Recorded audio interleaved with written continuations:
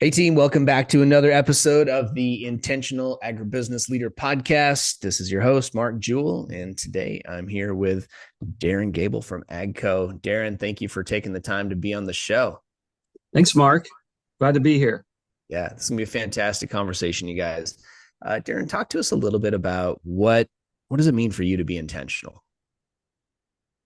Well, it seems like that's an easy question to answer. Should be. Intentional, right? I think it's all about knowing what you want to accomplish. What is it that you want to do, and how are you going to get that done? I think a lot of times people have an idea that they want to go in a certain direction, but they never lay out the steps and the goals and the plans to actually get that done. And so when you're intentional, you say, this is my lighthouse. This is where I'm headed. I need to do these things in order to get there. And you lay those out and you make that happen. A lot of times, like for me, for example, that I got to count on my team to do a bunch of maybe pre-work before we can get to that point. I may need to pull in marketing, or may need to pull in engineering. And so you really need to have a clear idea about where you're going so that you can, start on that journey. Yeah, absolutely. What is it? You've got a pretty good team around you over there. So, how do you leverage that team to help you get that direction, to help you see what it is that you want, and put together that plan for how to get there? Yeah, that's a good question. So I can give an example. Yeah, Um, that'd be great. you know, at AGCO, we're working on ways to help farmers improve profitability. And so I have a team of agronomists around the world who are working with individual farmers to understand, hey, what exactly are their challenges? Where are they losing money? And in some cases, the farmers don't even realize that they're losing money in these areas. We're going to the farm and really trying to understand that.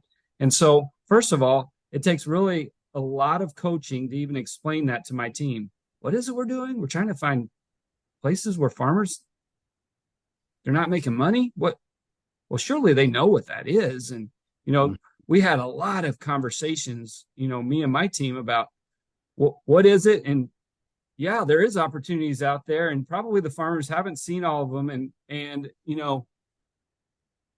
those first times when the teams start to find stuff and the opportunity to share that with the other team members, it really ignites a passion and everybody gets excited about it and they start to say, oh, okay, now I get it. And Yeah, so every single time someone would say, hey, this is what I found today, I would say, oh, could you share that with our team on Monday? Because I think everybody will like to hear what you learned. And so yeah.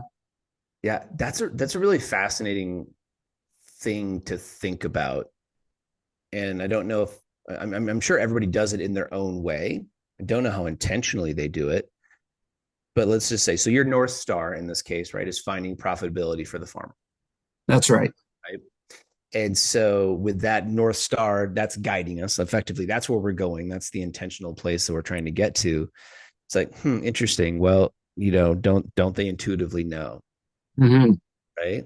Well, Mm-hmm. okay. So if you're okay with this, I want to go a little off script and try to walk into the weeds a little bit here. So Yeah. how do you go? What's the process look like for helping someone figure out how to be more profitable in their business? And, a lot of people probably assume that they're doing everything they can. Otherwise, they would be doing something different, right? So Exactly. how do you help them have that discovery moment to realize, like, oh, well, I never even thought about that. Of course, that makes sense to make that investment or add that piece of equipment or that piece of technology or whatever. Yeah. I mean, honestly, I've got a team of, more or less scientists. So people that have been trained in agronomy, crop and soil science, right? And Mhm. some of them come from a farm background, some of them don't. And I told every one of them, I said, hey, listen, don't ask the farmer what the problem is. Don't ask. I want you there every time he's doing an application, when he's planting, when he's spraying. I want you to watch, and I want you to observe what's happening. Where's the bottlenecks and time stuff? Like how long does different things take, and when something breaks down, how long does it take to fix it? And then think about what the impact is on, crop timeliness of getting planted or getting something sprayed. And so they started doing that. And then along the way, of course, they had conversations with people and, just started finding different things out. And it's interesting, you know, my team might have previously had this idea of like what was going on in their own farm or some farm that they'd worked with. And then when they took another look at it, they see that, hey, there's a whole another set of issues and problems. And some of them are shared common across the globe. And some of them are very specific based on different ideas that farmers have about things or people that they've listened to and they've implemented something that might be totally wrong because somebody was trying to sell them a bill of goods and so almost in every case, the farmers that we've been working with have changed some things in a pretty major way based on some of the trial work that we did and some of the things that we learned together. And honestly, a lot of the stuff that we've worked on hasn't necessarily benefited AGCO, but it's benefited the farmers a lot, other than the fact that it helps us to get a better lens into, the mindset of the farmer and what some of the things that they're really stressed with. Yeah. Well, I think that's such an important way to go about doing things, because so often we're trying to maybe get it, whether it's a customer or an employee, a team member, a spouse, a kid, mm-hmm. to change behavior, right? We're trying to get them to change direction. And we say, isn't it obvious you should just do this differently? It would just make sense. Oh, yeah. Right. Okay. This is a good point you're hitting on right here. Yeah. Right. Especially farmers. You can't go and tell them something. Exactly. And so I'll give you one example. I was consulting in Bashkortostan, Russia. The farmer was for the very first time going to plant corn for silage for his dairy. And he asked me, like, hey, here's my plan. I'm going to plant corn, and he's doing this in Russian with a translator. And I started asking him, well, what about nitrogen? Because I didn't see anything about nitrogen on there. He said, well, we have the best soils in the world. We don't need nitrogen. That's not even an issue here. Look how dark these soils are. I said, oh, I'm pretty sure you need nitrogen. I said, but wait, why don't we do a trial? Why don't we do a study? And so we literally did a study that I absolutely knew the results, what they would be. And the highest amount of nitrogen was only about 25% of what he really needed that he would even agree to do the study on. And at the end, he was buying an anhydrous applicator. He was changing really his whole practices around nitrogen. He said, okay, I understand. We need nitrogen. But if I would have came in and just demanded he apply nitrogen, we would have never got anywhere, Yeah. And that's something that my team has, seen over and over again, where, you come alongside the guy, you say, hey, could it be? And let's investigate this. And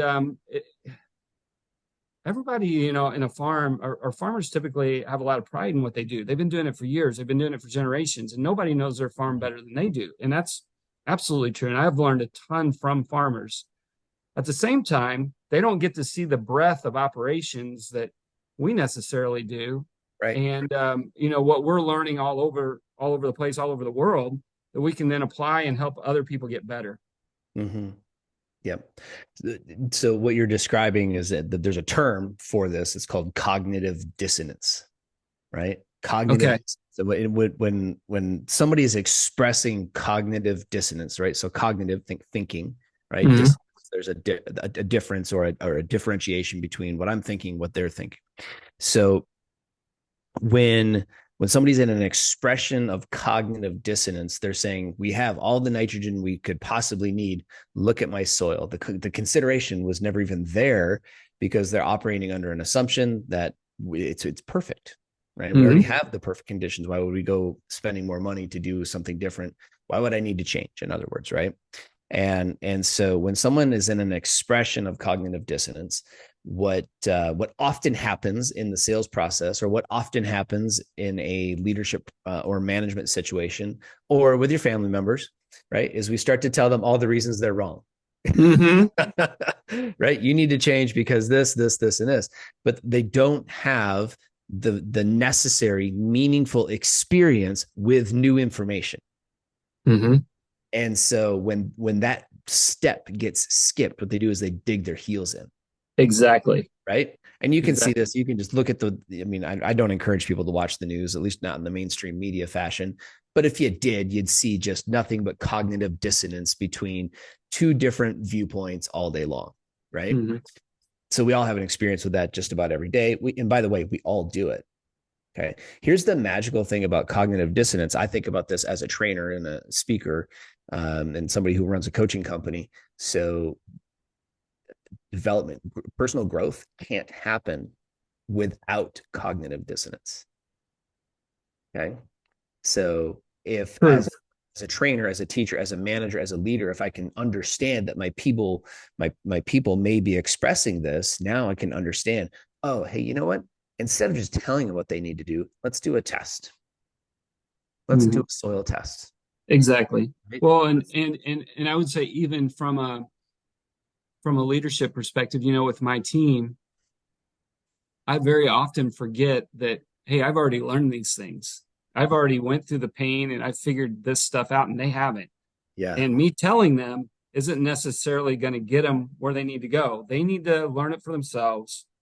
They need to go through the pain too, because it's you just can't tell people stuff. That you have to help them experience it and gain that knowledge on their own through coaching, et cetera. Yeah. And this is the part I think a lot of people skip over if could be because, in your job and my job respectively, we've been through the 10, 15, 20, 30 years of whatever that brings us to this level of knowledge. I know more than you do. Just make it happen. Mm-hmm. Right. Just do it my way. Right. You're going to skip all the pain, but that doesn't work. It doesn't actually develop the person. Mm-hmm. Just this morning, as an example, this is the simplest thing, Darren. Yep. Uh, and it's not bad, but it's something that you have to watch from an intentional standpoint. So I put a new person in charge of our program delivery. So I still head up the sales part of our business, but he heads up once we sell it, I hand it over to him. He makes sure that the customer gets more than they asked for. Okay. That's his basic job description. And my assistant was working on our upcoming event. It's about 3 weeks away. So we're looking at the food quote, and it's just that time. It's the simplest thing, right? We're just approving. Is this the menu? Do we approve the cost, et cetera? And I'd already approved a budget up to X amount, right? And so I just, without thinking, I get the email and I start looking through the PDFs that the hotel had attached, and I'm about to reply and approve it because it was fine. It was perfect. Actually, it was actually better than I expected. And then I recognize, like, oh no, like this is not my approval anymore, right? This is John approves this because Okay. Yeah. this is program delivery stuff. This is Mm-hmm. food for the event. Event is his category, Sure. right? And so I actually backed out of it before, because it's the simplest thing in the world. Like, it's my company. I mean, I sold the program. Like, I should just put I can just approve it. Mm-hmm. Uh, but man, like 6 months down the road, if I keep doing that, I'm still approving. Exactly. Yep. Right. And I don't like, I don't, granted, it was 90 seconds of my time, but that's 90 seconds a day that I can intentionally put back and allocate to more freedom in my mind. I can allocate that to something else. You get the gist. Yep. So, even though we know better, we can see better. Now I write back and say, hey, Ani, this, I've approved this up to X. The new process is this, just to remind you. Okay. Hand it over to him, and she doesn't care. She just emailed it over to him. It's the same thing. Right. But we have to walk people through that, because cognitive dissonance will catch us in that space, right? Where she wouldn't have improved. I wouldn't have improved. John doesn't even know this is a thing, right? Now we've created all Right. this communication around it, and the learning advances. Okay, so I think we've adequately covered the cognitive dissonance conversation, but it's an important one, right? Because as we look at what kicked that off is, I'm fascinated by how you guys are innovating to create, intentionally innovating for your end customer, and how do you bring a team of people together to be thinking about innovative ideas that ultimately help make the farmer more profitable. So that was a very cool conversation. I appreciate you sharing as much as you did. Sure. Let's talk a little bit about in a company your size, you get to experience something maybe a little bit different than retailers do, or smaller to mid-sized companies. Attraction and retention of talent How's that going with your team? What are anything that you can share that's working for you right now that you would advise others to be doing to find that, to find those good people, create that culture, and attract and retain? Yeah, I mean, honestly, we don't have a really huge problem with retention, and I think that there's some good reasons why. I think about, why do people want to stay with a company? And compensation is obviously one thing. You need Sure. to be competitive in the marketplace, but then after that, it's are the people that you're working for good people to work for? Do you enjoy the kind of work that you're doing, and is there some kind of just cause that you're proud of what you're doing, what you're accomplishing, and so I think a lot of the folks within AGCO are super proud that we're helping to feed the world, and that's kind of a mantra within our company that we help feed the world, and we do that in a sustainable way, and it's a super important goal to have as individuals. So that's one thing, and then Mm-hmm. I think it comes from it starts at the top. If the CEO has a good vision for the way things should be and the way things should go, and he treats his team in a respectful, good way, then they treat their people in a respectful, good way, and it just kind of like the culture like rolls all the way down through the organization, and vice versa. If Yeah. Yeah. we learn from our managers, we learn from people above us, and we also learn from previous experiences that we've had at other companies as well, and what we liked and what we didn't like. And we can Mm, either, you know, put habits in place on the way we were treated in the past that we didn't like, but hey, it got results. And so I'm going to do that thing to, my employee as well. Or we can say, hey, how did I like to be treated? And yeah. maybe that's a better way to go. And we're fortunate that we have within our company a CEO that really understands how important culture is. Awesome. And we've actually been really working on our culture, to really make sure that every employee feels valued, and that they're listened to. That's really cool.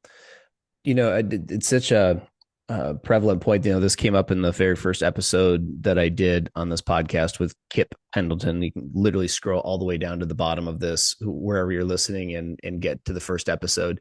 Kip makes a poignant statement in there that culture is created from the top, or is driven from the top down, but Mhm. it's experienced from the bottom up. Exactly. I completely agree. That's a great statement. A great quote. Yeah, we need to make a meme out of that one, or something to to spread virally around LinkedIn and give Kip credit for it. But it really is. And as you're talking about having a great CEO that gets culture, that gets what it takes, and then he or she would treat their next level and the next level, and there is a trickle down effect. But it really gets in. This is where I get a little bit agitated around this culture conversation, and because I see some, and I'll say weak, in many cases, leaders who are being responsive, trying to create culture based on only the feedback they're getting from people. Now, I'm not saying we shouldn't get feedback from our people, but I am also saying as a leader, you should know what kind of culture you're about, Hmm. so that you're in integrity with what you're promoting. Right. A lot of CEOs, a lot of executives get kind of caught. I don't know if this makes sense. Yeah, they get kind of caught. Well, this group of people just wants to work from home. They won't come back to the office. Yeah. I respect leaders. I've run into a couple of leaders in the ag industry recently, inside and outside of the podcast, who have just said, we're a work at the office culture. Hmm. That's what we are. And they're good with that. And they know that they're going to lose some talent because of that. But they also know that they're going to attract the kind of talent that wants to work, in that environment, with those people. And then we have others, myself included, by the way. We always have been a virtual company. I have no intention of getting an office. But we've learned how to be virtual. Sure. We're very good at it. Right. So instead of spending money on an office, I'll bring my team together every 90 days. Absolutely. We're going to have a cost either way. Yeah, my whole team is spread out around the world, so we've always been virtual. So when this pandemic thing hit, the only problems that it caused is it was more difficult to travel and that type of thing. But Yeah. From our company perspective, a lot of our processes weren't really affected as much as we need to get better like communication tools and things like that. We installed Teams throughout our whole organization, whereas before we had some other tools. Yeah. Yeah. I mean, there's tools that can support either one of those solutions.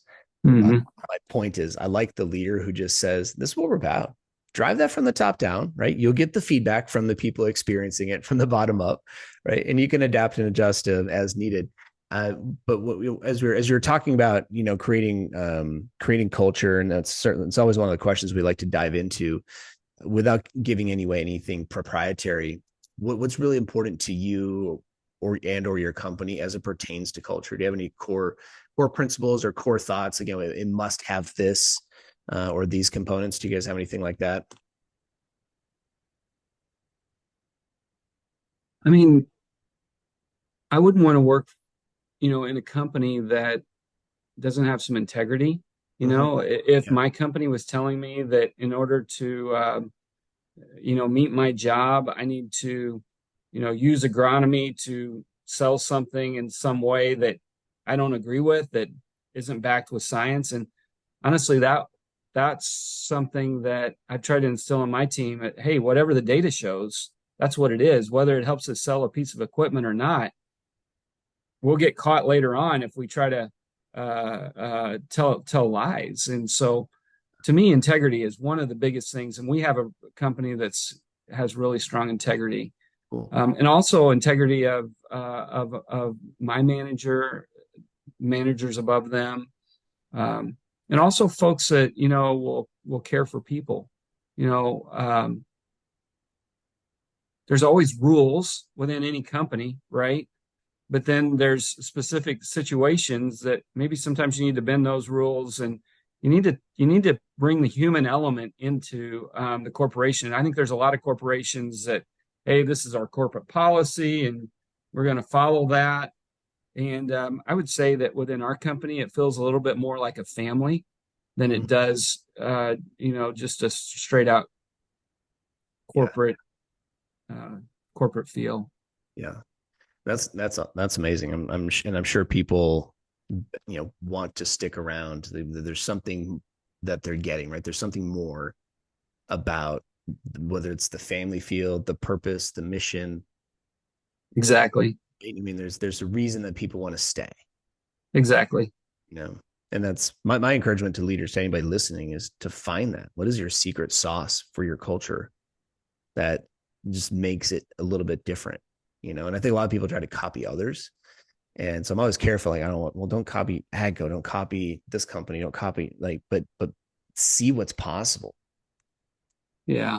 The other thing that we're doing to try to get a better handle on that is we do a yearly survey, and we ask people, are they satisfied, with their manager? Are they satisfied with their work, with their voice?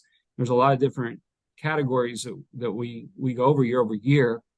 Are they looking for some other opportunity, either within the company or outside the company? Sure. And I think that's really also helping us to hone in on where we might have some problem areas, in certain departments or with certain leaders or whatever the case may be, so we can get those corrected. Get the right coaching in there, make some changes, whatever that needs to be, and keep on moving up. You betcha. Yeah, fantastic. So whatever you measure, you can affect. And if you're not measuring, you have no hope. It's all hearsay. Yeah, absolutely. I love that statement. Whatever you measure, you can actually affect. Yeah. All right, let's get some resources for folks before, as we bring it in for a landing, Darren. Talk a little bit about any books, podcasts, or other resources that you think people should be paying attention to. Okay, yeah. To be very, very honest, I learn a lot from others. Mm-hmm. So, people like yourself, Mark. I learn from my colleagues at work. There's a lot of smart people there. I do pick up an occasional book, or I'll listen to an audiobook. I have to admit, I don't listen to a lot of podcasts. I am so busy at work. It's like every day trying to keep my head above water to get all my tasks done. Now, that said, one of my favorite books that I've read probably in the last 5 years is The Power of Habit. And I think that's and probably everybody's read that. That's been around for a long time. So I don't think I'm saying anything groundbreaking here, but it really opened my eyes, not only in the business world, but also in my personal life, how, when you want to change a habit, it takes some time and practice. And then the fact that we're so driven by habits. And as I think about, leading my team, helping my team to put the right habits in place so that we can, effectively accomplish our goal, that's a big deal. Yeah, fantastic. I love it. That is a really good book. I'll have to link that up in the show notes. The Power of Habit. Good stuff, man. Um, from a just a general advice standpoint, if you're advising someone, say, hey, this is one way that I wake up every day and try to be an intentional leader. What's one practice or habit that you would share with people to say, hey, I think this is something that works for me. Take it or leave it, but this is it. Well, again, taking an example, from my team and some of the things that we're doing, we have a weekly call, and on that weekly call, we have actions that we go over. There's things that we're trying to accomplish. We have our goals, so we've set our goal at the beginning of the year, our goals, and then each week we're talking about those things, those milestones, those things that we have to do in order to hit those goals. And I'd say in the beginning, my team was not like super happy about having to talk about that stuff every week. But now it's almost like it's expected. And if we don't talk about it, well, what about, our research book that's coming up? And we didn't talk about that. Did you guys get through your reviews off of these articles? And so I think that's one thing as a leader, we have to be effective at communicating to our teams intentionally what they need to do to help us to achieve those goals. I think I mentioned that a little bit at the beginning. And besides that, it's probably not wake up every day, but it's wake up in the middle of the night and say, oh, if I'm going to hit that goal, I need to maybe change course a little bit here or make some adjustments. And yeah, Yeah, that's I don't know that's if that's the right answer, but well, I think there's a couple of really good things, right? I mean, so one is just getting in the practice of sitting down and writing some goals, and then sitting down and talking about them, right? exactly. My Yeah. wife and I are implementing something this year called a one pager, and it's just a one page. It has our North Star. It has what we're aiming to create holistically for our family, and then the goals in like 7 key areas of life that we think are important. And we've taken the time this year to write those out. That's cool. Individual and team goals, our family goals, business goals. We're both self-employed, so but historically our businesses have been very separate, and now we're sort of weaving them together a little bit more in support of one another. The hope is it adds some rocket fuel by putting the two of us together. But here you bring up something that's really interesting, and this is something that we have to go through because this requires the formation of a new habit, which is now weekly. We have to sit down and talk about our goals. Yeah. Right. And nobody wants to go before their team. In this case, the team is my wife and I, right? And say, I'm not progressing or I haven't made any progress or whatever. Right. So you brought up an interesting thing. I just wanted to touch on this and we'll kind of bring it in for a landing after this. But how do you become okay as a leader making your team do things they don't want to do, even though you know it's for the benefit, it's for the greater good, they don't want to do it? How do you get past? Because I know a lot of people get stuck. They get that initial resistance, right? They get that pushback, like, nah, this feels weird. Nah, I don't really want to do this. Nah, it's a little awkward. But like 6 months from now, they're going to be loving it, or it's going to be benefit that it will have benefited to some extent where they're willing to stomach it. What would you It's advise? a great question. Well, It's how would you advise a young leader to get past that barrier? Yeah, I mean, you can't take no for example, and you can't or for an answer. Sorry, you can't take no for an answer, and you also can't take excuses. And at the same time, you have to be compassionate and be a good coach. And so I can think of many times throughout my career where I've had to sell ideas, and you have to take the time to explain and help them to see the end game. Like, I know this is hard. Mm-hmm. This sucks to have to do this stuff. But at the end, it's going to help our company achieve X or Y. And do you see how your piece of this, without you, we can't get there? And there may still be pushback. And then it's like, well, listen, it's part of the job. And, sometimes you almost have to say, hey, this is just something that you need to do. And then once they've done it and they've gotten through that first opportunity, that hard task, you gotta recognize them, and you need to recognize them and make them feel good about what they did. And then you need to, like, later say, hey, remember when you did this? It sucked. It was hard. But look what we achieved because of it. And then they smile. And when you start to see those smiles, and once they've been through that with you, as a leader, leading that group or whatever, then the next time that you ask for something, it's a lot easier to do it. Okay, I know this is going to be tough, but I trust him now to help me through that.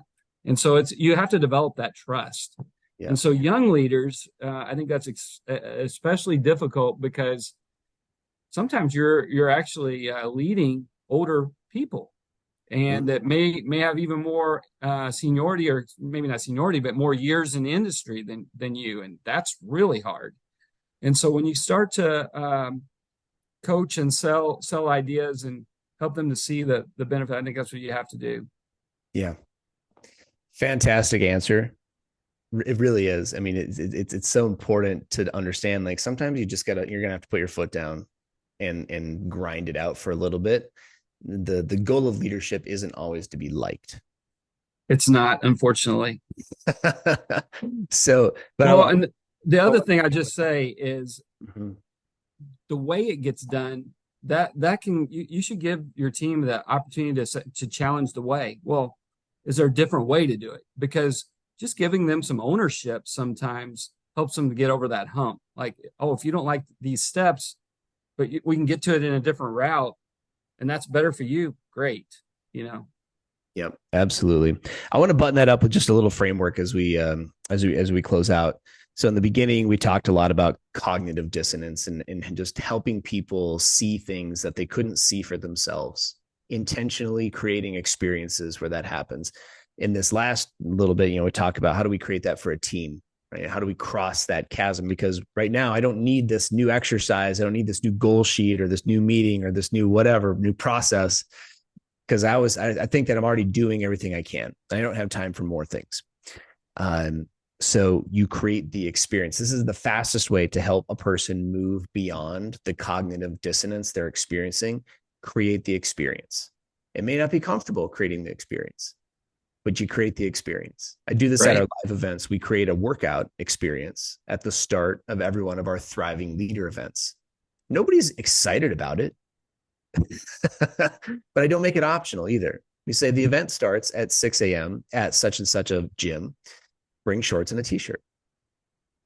And if you can't work out, if you're injured, that's fine. Show up anyway and support the team. And nobody wants to be there. Nobody's excited about it. But at the end of it, people realize, like, oh, I could probably get in a little bit better shape. And our goal with Thriving Leaders is to help present back to their families, back to their companies, a better version of that human, which lives in a body, right? So absolutely, we have to create the experience before the learning. And you brought up a really good intuitive point. Once you've gone through the experience, after a while, you go back and debrief, right? And without the debrief, typically people won't put two and two together. Exactly. And that's a really important piece too. Yep. So great stuff, Darren. Thanks for being on with me. This has been a cool conversation. Thanks, man. Thanks, Mark.